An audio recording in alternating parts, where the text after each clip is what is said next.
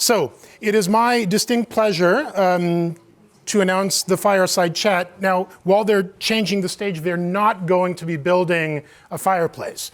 Logistics and CO2 concerns. So it is my pleasure to invite to the stage Commissioner Mairead McGuinness and, of course, Director Rohit Chopra of the U.S. Consumer Financial Protection Bureau, and the moderator, who we've already introduced, Claire Barrett. Sorry.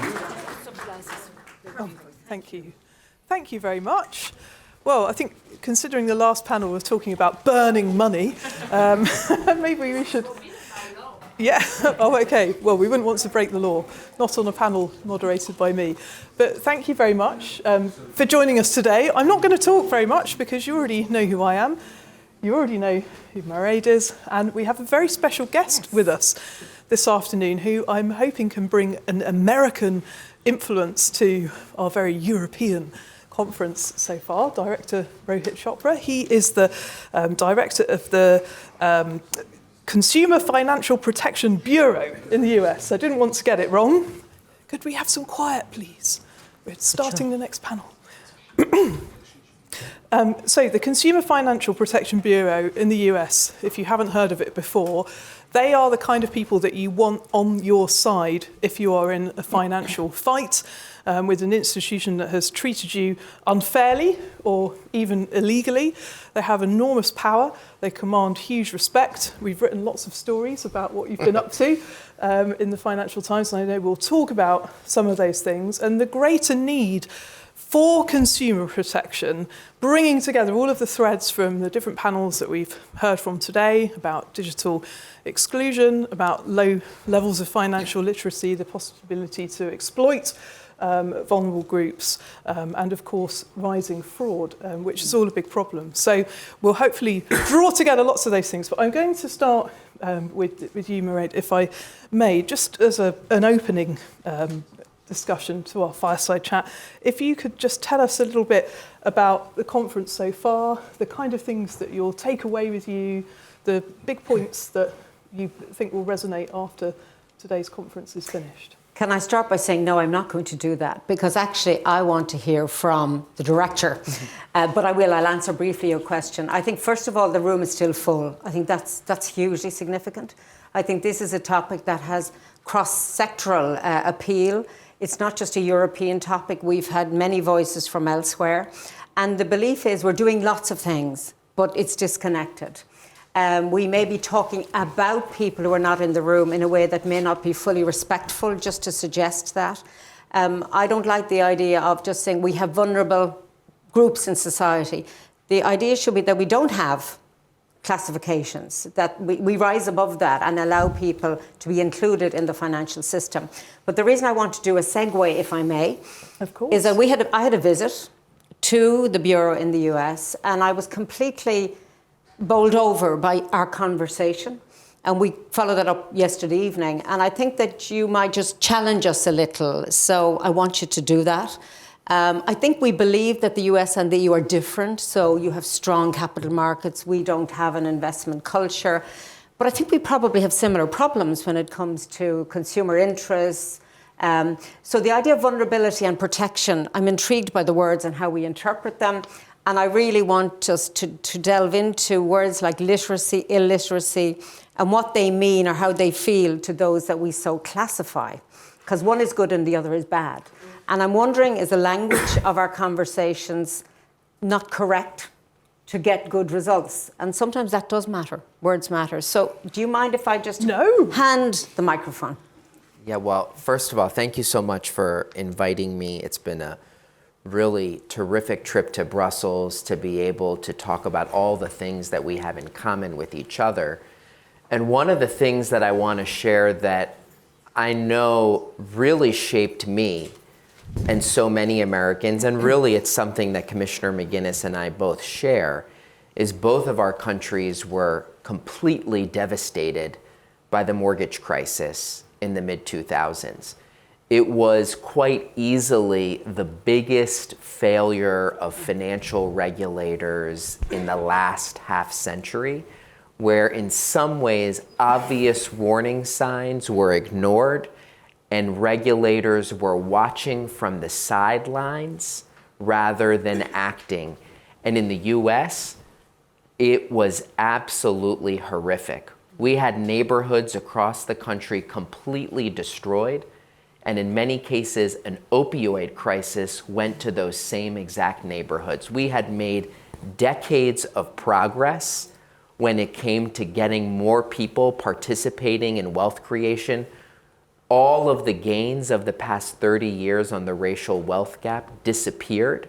We had real localized issues in schools and hospitals and more.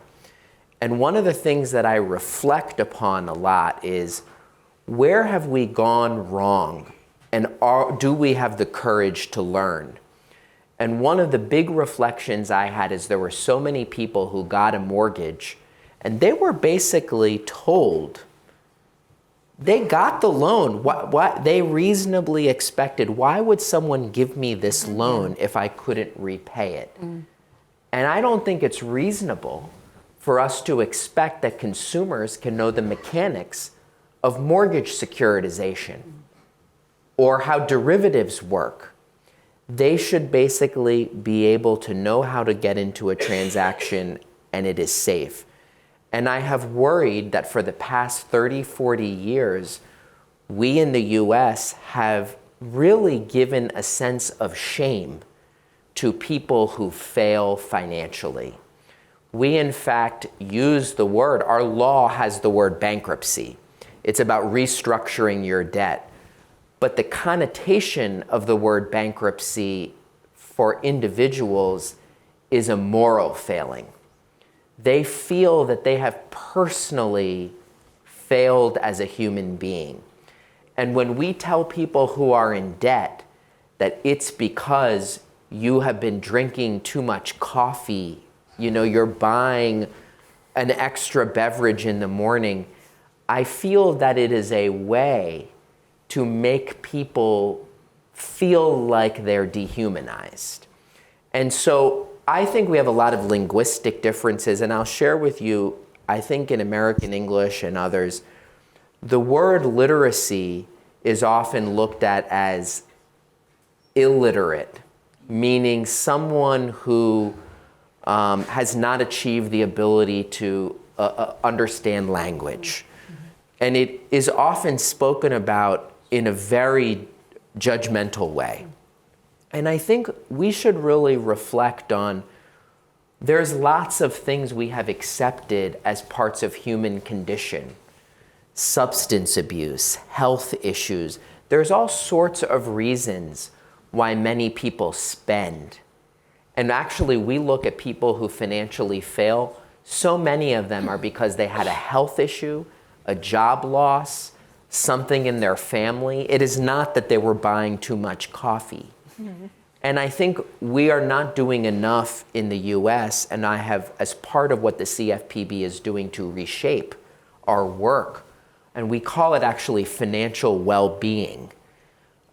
Maybe that's the wrong word, but we're approaching it with lower shame, higher empathy, giving consumers the power to challenge when something goes wrong, arming them with skepticism, and giving them places to go to find objective information. I do think that we have a lot we have to reflect on as a community when it comes to financial education about really what words are we using and how are we thinking about the people we are serving.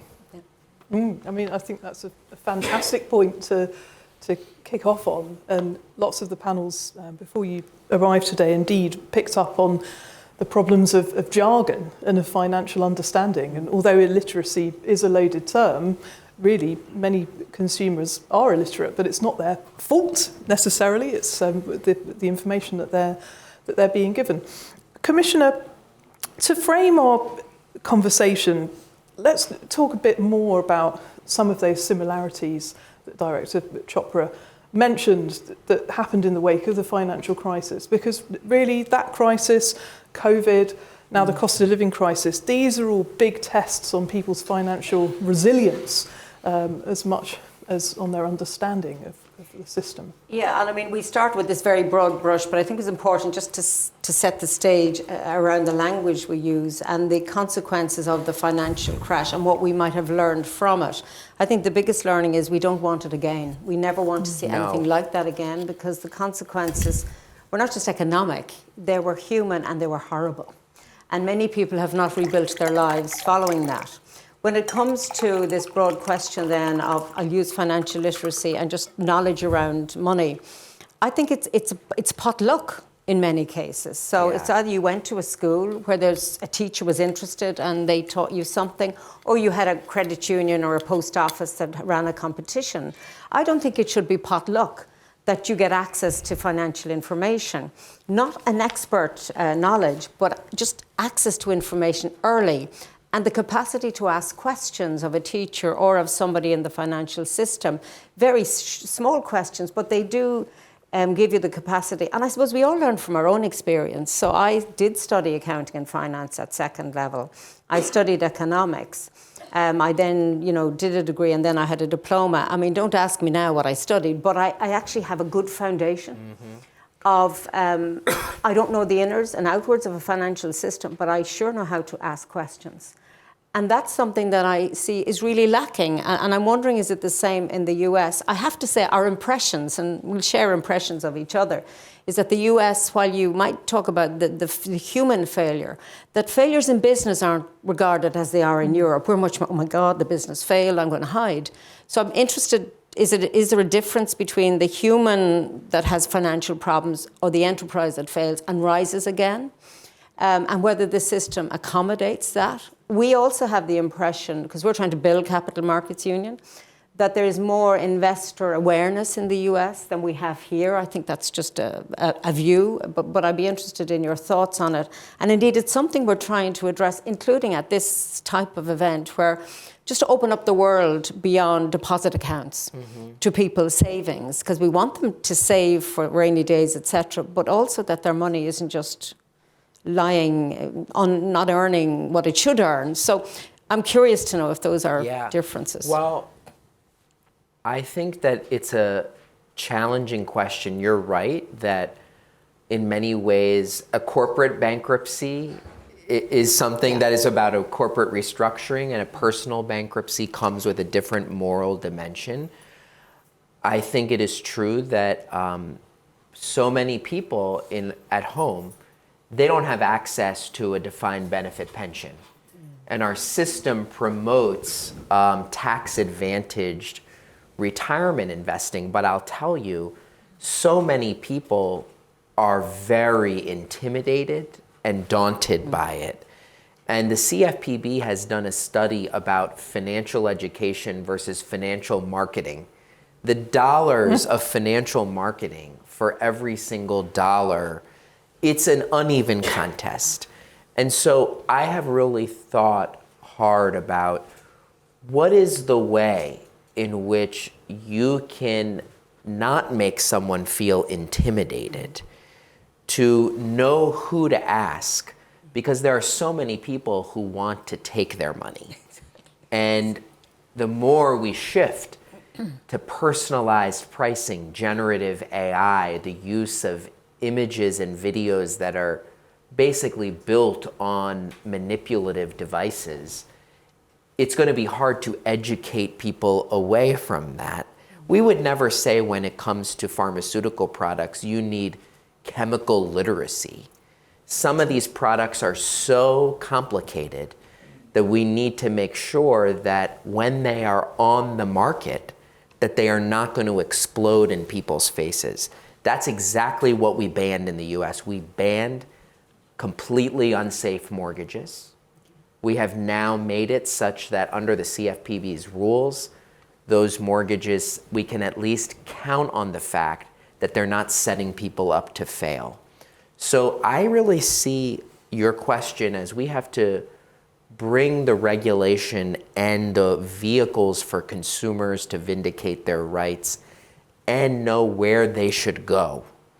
we get millions of people coming to our electronic resources. And one of the things I did when I got to the agency was we need to make sure that we understand how are consumers actually learning and searching. And what we have tended to find is they first like to privately look on their own, which means that when they're searching, much of what they are influenced by is the search results of what they see. So we wanted to make sure the CFPB search results were really findable by everyone, and we have dramatically increased the ability of consumers to find our information. We also want to normalize the culture of filing consumer complaints.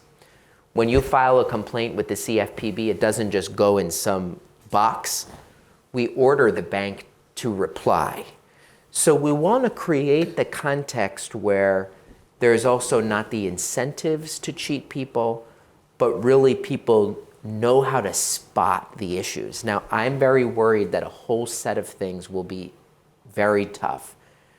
We have issues all the time where older Americans are getting calls from people who maybe they have the voices of their grandchildren. You know, the sophistication of the fraud with generative AI is going to be really unimaginable. And we will need to figure out the right ways for everyone to block it. For all of you in the financial industry, I think what we need from you now is not to say financial education is the answer to everything. It has to work with regulation to really provide a safe market. I mean, when you mentioned the voice, which is, you know, fake, but everyone in the audience nodded as if we've all heard the stories. So I suppose that's a bigger challenge. And a lot of the conversation today was around fraud, which is linked to people just being a bit aware that these things are happening. But when you leap to the next stage of fraud, I mean, that terrifies me a little, as I'm sure it does you, as to how will we be able to push back on that level of fraud? What the cost of all of this is to the economy, not just in, the banks are forced to pay the money back, but that's got to come out of the bank profits. But also with human behaviour, like my parents are in their 80s, they're terrified to do anything online because they think that they might get scammed. And of all of the times on television, on the radio, where it talks about fraud, where people have phoned in, they're really ashamed again to admit that they've fallen for a fraud, so they may not even report it. So I think the statistics that we have... Oh, it's very underreported. Are, a fraction, and they're still really, really worrying with how high they are. But there are lots of people who maybe could go further digitally online with bank accounts, but who just do not want to because they fear that protection, that trust isn't there. But some of the things we've done on strong customer authentication, which initially some of the industry were saying, too much, it works. So I think we have the capacity using the same technologies to detect, but we do need to make sure that the people who work in the regulated space are as clever as those who work in the criminal space. And that's something that is a constant. We have to upskill all the time. And again, I'm sure you have a similar experience because fraudsters are global now. Yeah, and I think we have brought on a lot of technologists as part of our supervision, our regulation, our enforcement. I'm really worried, by the way, that very large tech companies are creeping in to financial services with an argument that they will be able to solve for some of this. But actually, we have found many of them are saying when there's problems, we're not on the hook. We have to think about the telecoms. We have to think about the tech firms. We have to think about the banks all together. And really, what's everyone's role in policing things? Because I'm telling you, people feel a huge sense of shame. And I would wager that many people here who are in the field could actually be targeted, and they wouldn't, and they would never tell us. I think we've all been targeted, but I'm not going to ask if you clicked on the link. But there's going to be new ways that people are baited. We see, for example, our active duty military. They move a lot. they're often, they are targeted for identity theft quite a bit. So their identity is stolen, their mail is sent to their old address, it takes them forever to fix it. And we need to make sure that we are protecting people's physical and digital identities, because all of this will just get much, much worse. So we focus a lot on how do we make sure that it's not just teaching them, but really giving the tools to everyone to make sure we can prevent it in the first place. Yeah, I mean, I have to say, as somebody who's got all these text messages, and I know everyone in this room has as well, I mean, there is an issue for the telecoms, because if I go to get a number, I've got to have a passport and a bill and whatever. So you wonder about the traceability. But look, that's not the topic that we're in today. So I'm interested about you're saying education and regulation. Do you think we have the balance right? Candidly, I think our thinking on education is a little outdated. A lot of the ways people will learn and develop habits is being realistic about their digital lives. We know that kids, for example, are playing video games that are fundamentally different than they were 25 years ago. Many of them are using digital currencies in a gaming platform. A lot of their habits are being developed through that. Many of them are seeing commercial activities in ways that are not understood in the old sense. So I think I worry a lot that some shame-oriented financial education actually makes people worse off in some cases. I actually also worry that some of it may even make people, especially younger men, overconfident. So we have seen some areas where there are gender, age differences. I hope that we can really be critical of our own work sometimes, because it can feel good. But when we look at the results, we need to see. So I have seen that there's been really good results when it comes to coaching, when it comes to being able to tailor to people's own individual goals, to be able to help them understand where they should go for help. But taking away the shame, I think, is an important ingredient in this. Yeah, I mean, we've had lots of discussions around so many aspects of the education piece, but I'm quite interested in the way you say maybe we need to look. We did talk about evaluation a lot, and some of what we're doing has been evaluated, others it's still a work in progress. I mean, the other thing that didn't come up is that when we talk about education, we usually think schools, and our teachers are actually being asked to do more and more because parents are working and busy. So I think it's going to overload the education system. But I do think that financial awareness is important as a language, or as being able to add and subtract. That is quite a basic learning is required. And what we're trying to, well, we'll be doing at the end of this week with finance ministers, is find the right way to do that. I mean, there may be many ways to do it now in this increasingly digitalized age. I think it's probably all of the above. But one of the things to evaluate, the CFPB developed this financial well-being score. So we actually do it for all active duty members of the military. In some jurisdictions, Canada, others, use it to measure, almost like with an epidemiological lens, public health. How are people's habits and knowledge helping them to navigate the financial marketplace? Where do they go? And I think we need very rigorous measurement. Otherwise, it may just feel good and not result in good. Well, let's stay on the topic of financial education, because we've talked a lot about it in our panels today, and how we do deliver education in schools in particular, and universities. But I think I'm right in saying that more than half of US states have now actually passed laws to make financial literacy compulsory in schools. What can we learn from this? It's still too early to tell. So many of the states have put it into the common standards. Of course, the implementation is going to vary a little bit state to state. One of the things that is a major learning for me is that there's an important cultural context of all issues related to money and teaching about money.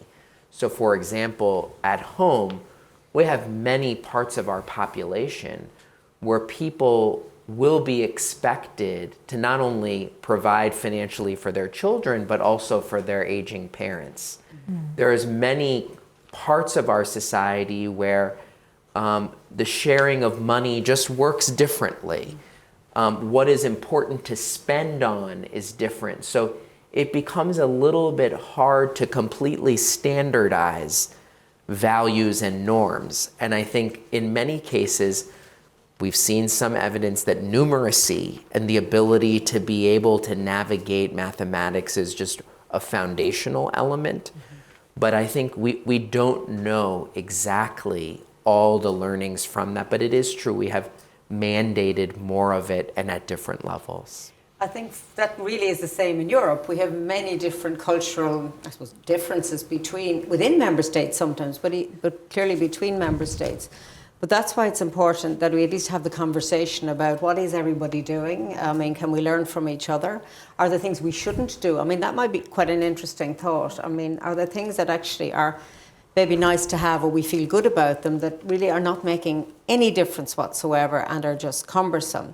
But for me, it's how do you unlock in a child, a young adult, a curiosity around money and also a skepticism around information?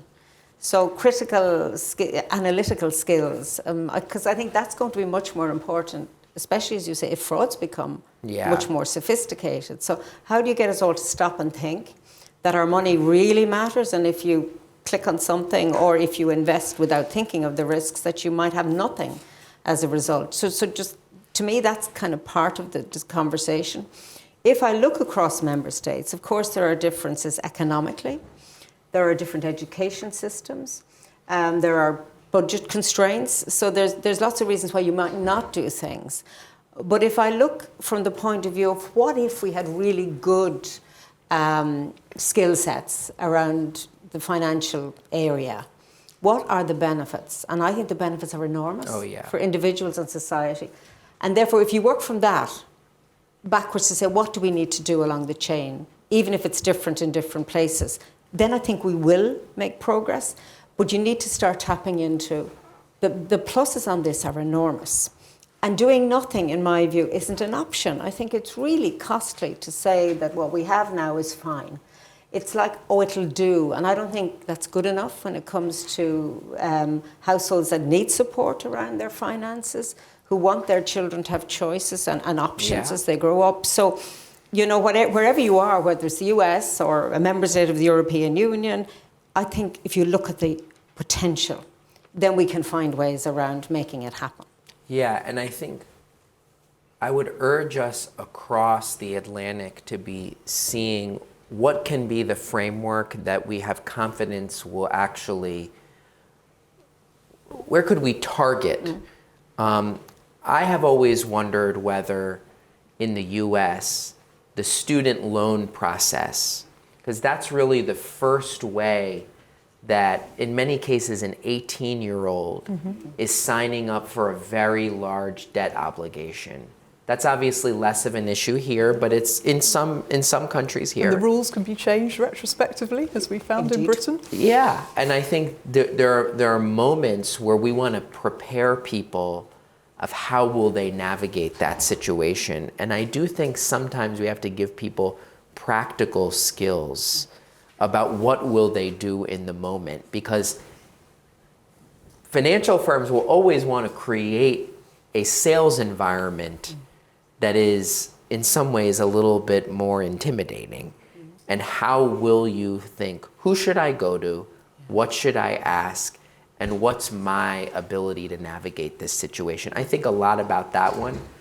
I also think a lot about the role of housing counseling.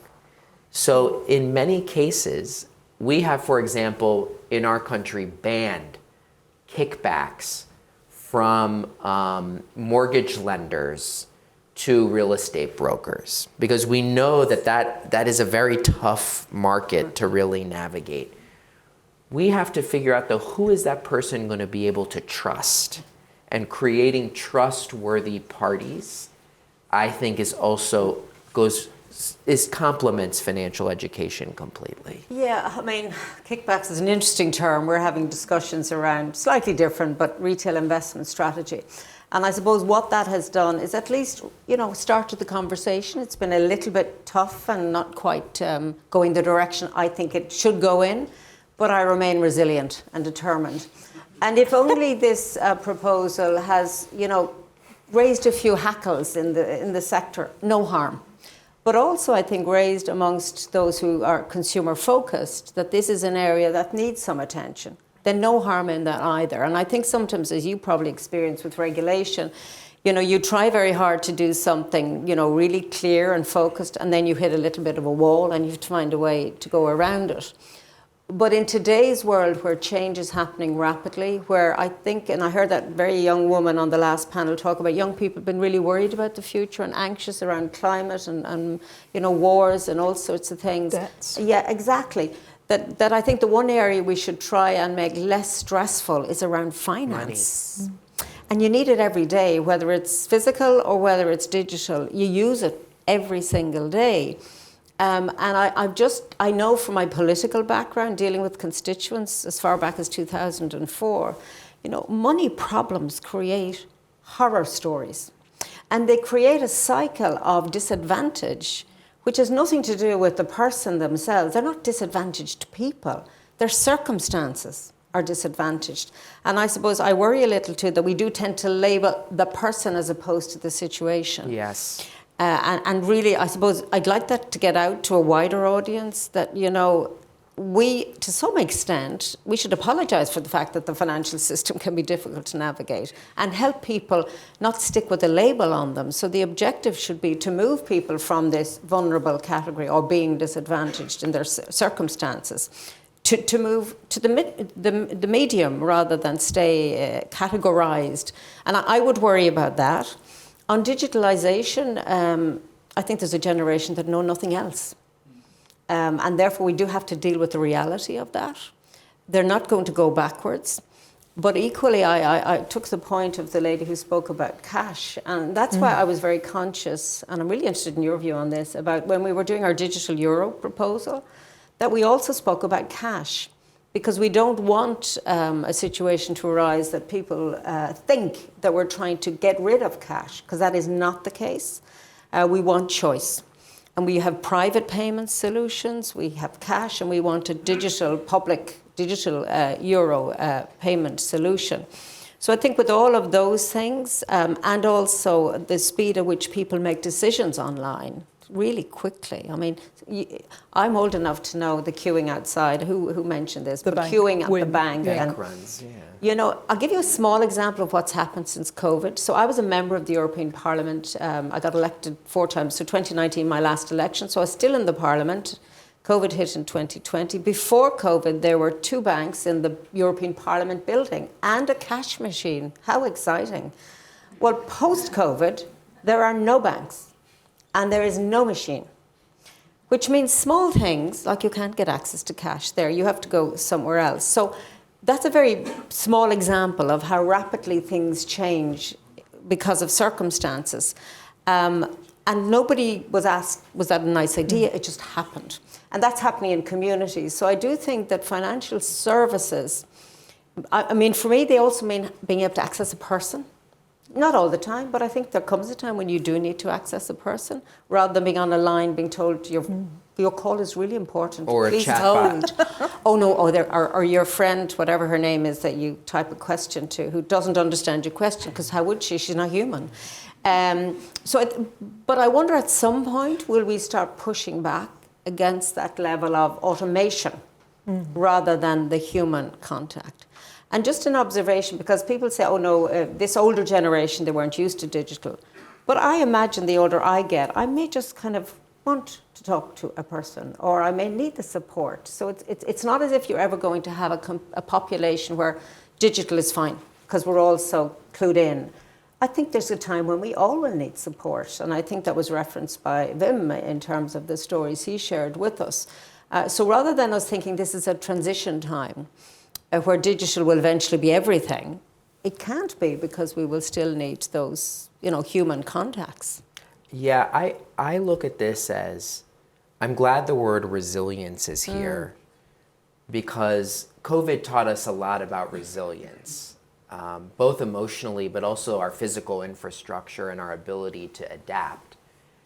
I really see banking as critical infrastructure of society, as important as the electric grid and transportation. It always has to be working. To me, this debate on cash in some ways is almost silly. We need cash in the case of an emergency, a cyber attack, and a power outage. The society cannot function without it. Mm-hmm. We should always have the resilience of that, not putting aside the fact that we need to be inclusive about it.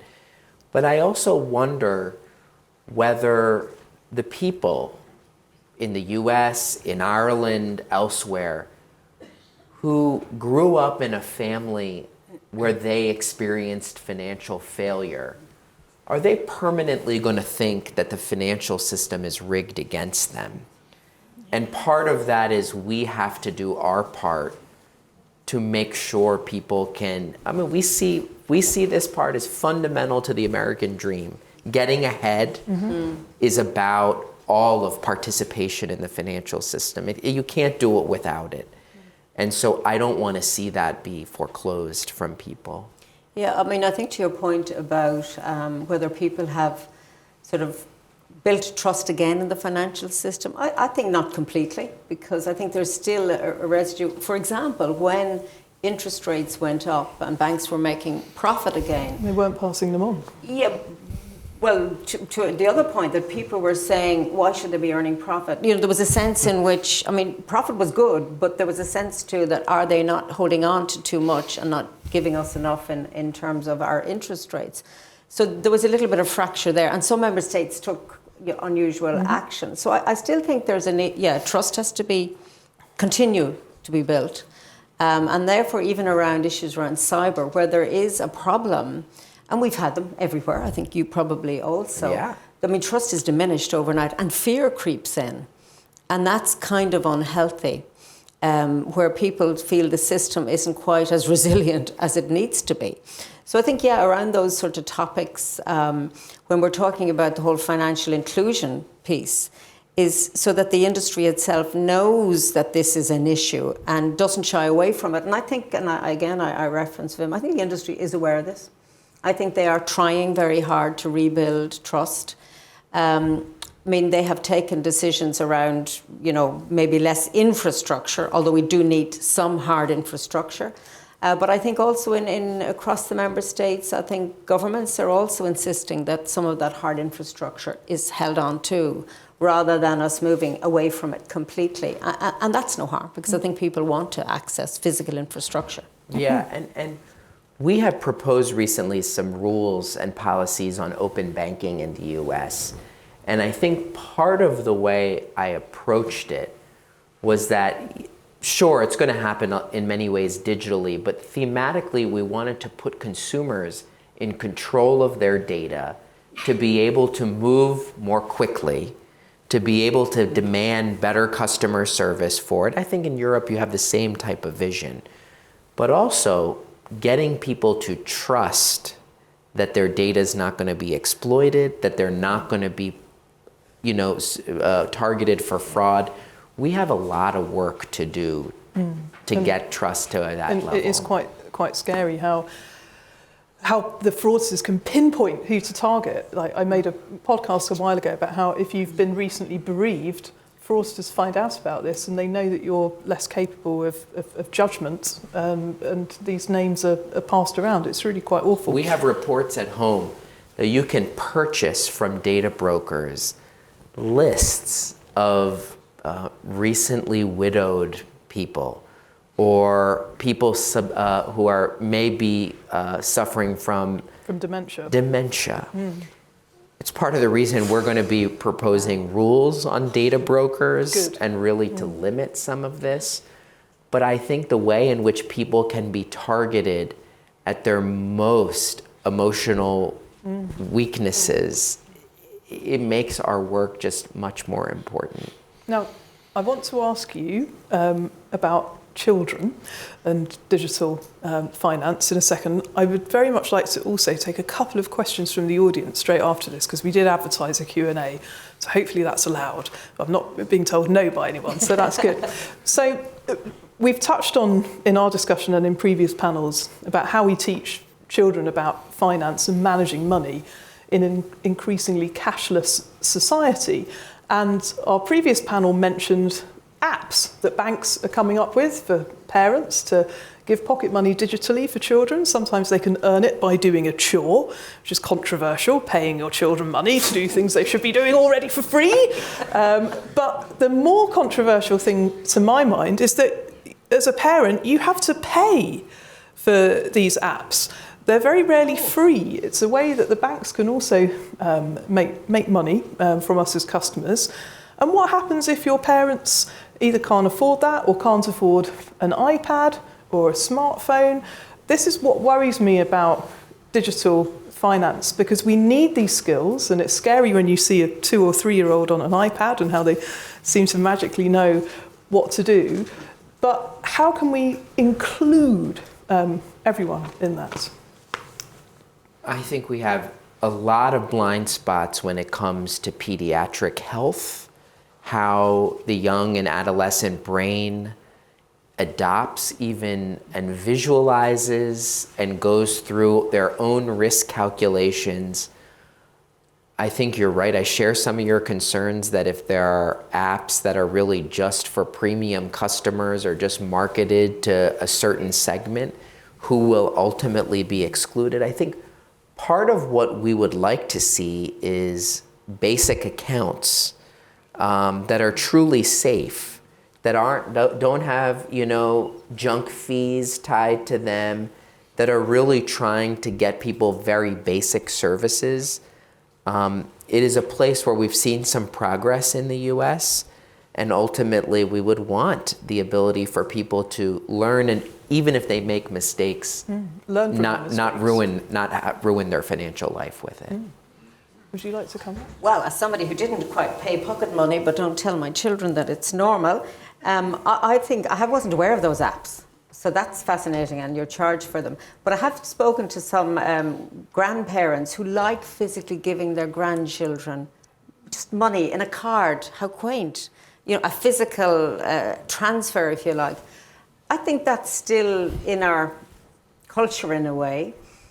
I think COVID really accelerated potential change, and I think there's a slight move back to cash if I'm feeling the earth as such. What if we all go completely digital? I think your warning is quite apt. And to some extent, we've moved. This is about financial literacy, resilience, and inclusion. And it's interesting that having cash is part of that resilience, and that inclusion is also linked to cash. And digital money, of course, is easier to borrow with buy now, pay later.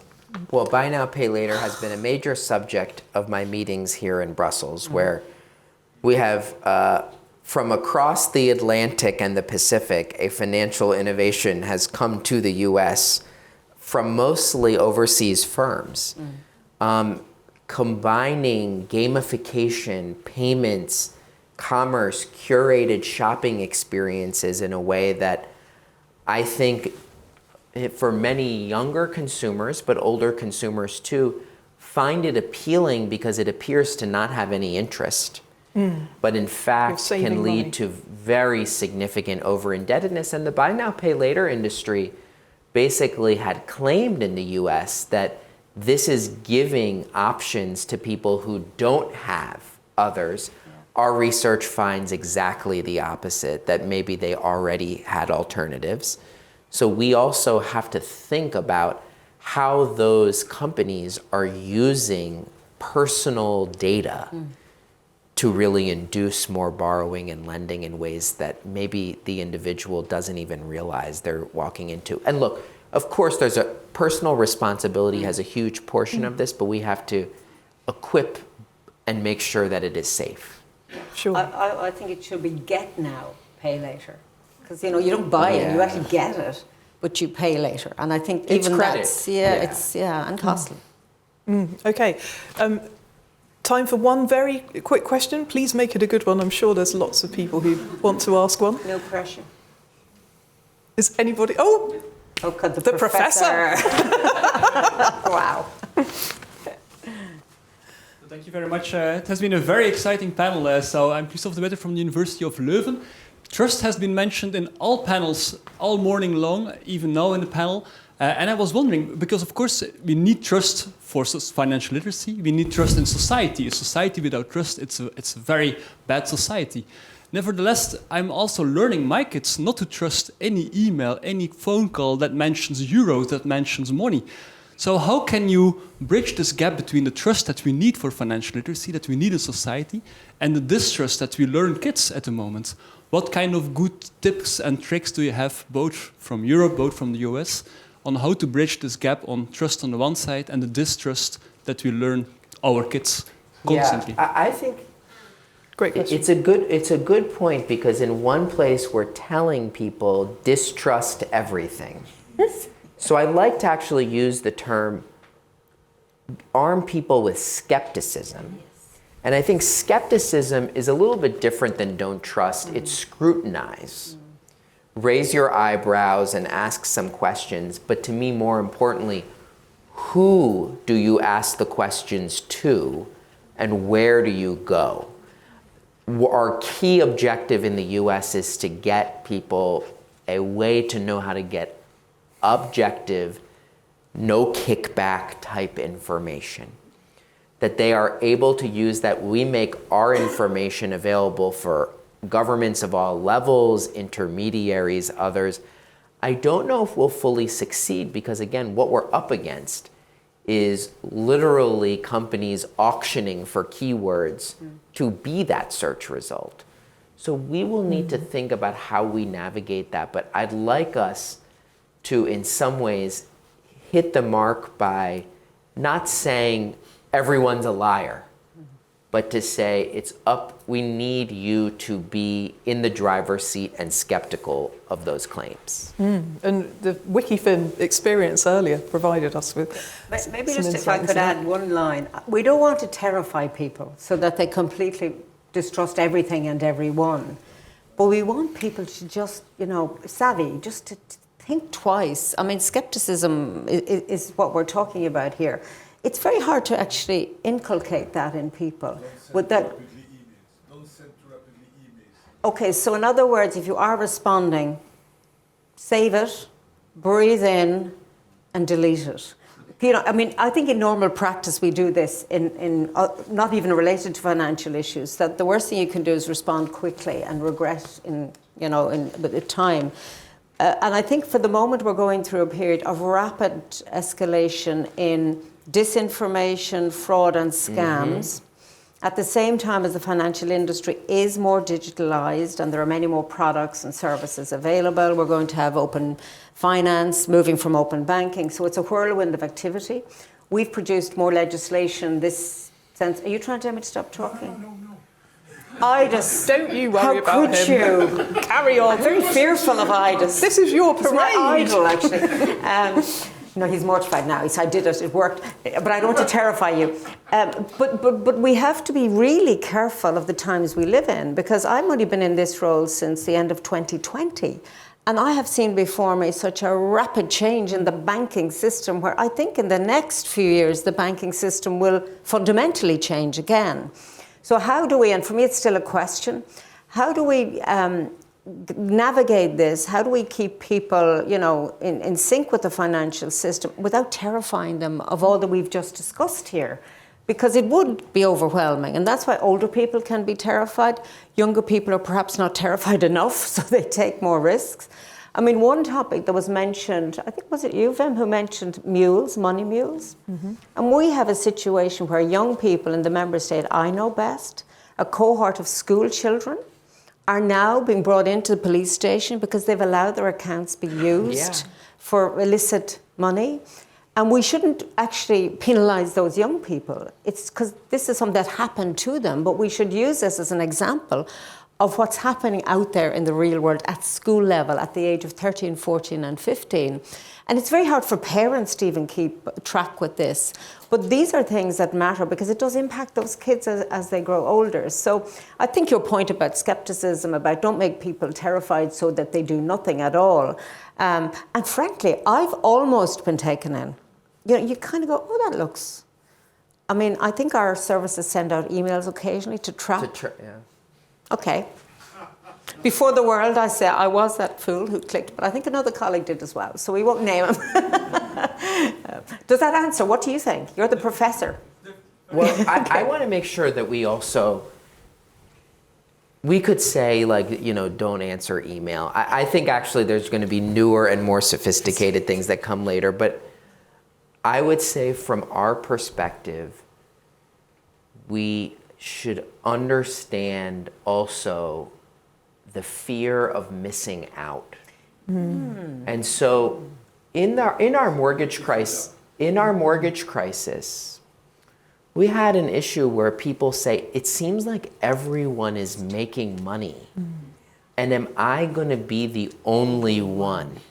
And I know so many people that are doing this. And you know, we had an issue in our crypto winter on both sides of the Atlantic about this, that people felt they were going to miss out on something. And I don't think we should treat them as if, oh, you're doing some get-rich-quick scheme. No, it was all over. And so when we tell people, oh, don't do that, they might be thinking, well, I don't want to be left behind. So this concept of being left behind is, I think, a very real psychological set that we must empathize with, because I think everyone just wants a sense of human dignity about their financial life. And when they see others, they don't want to be the only one. Well, I think we need psychologists, sociologists, with a little bit of financial information, because it does require, I think, those skills when you talk about the feelings around money, because feelings do propel people into acting. And sometimes you get caught at the end of a gold rush and you're too late in and you do lose and you're too ashamed to even say it. So, yeah, interesting. okay, well, it pains me to say it, but I'm going to have to bring our fireside chat to a close to extinguish the coals and pass on to our final speaker today. But I think, do you agree? What a fantastic panel. Director Chopra, I think everything you said is absolute gold. And Mairead, thank you very much for persuading him to come over from the US to Twisted talk his to arm us. and it was wonderful. Thank Bravo. you. Thank you so much.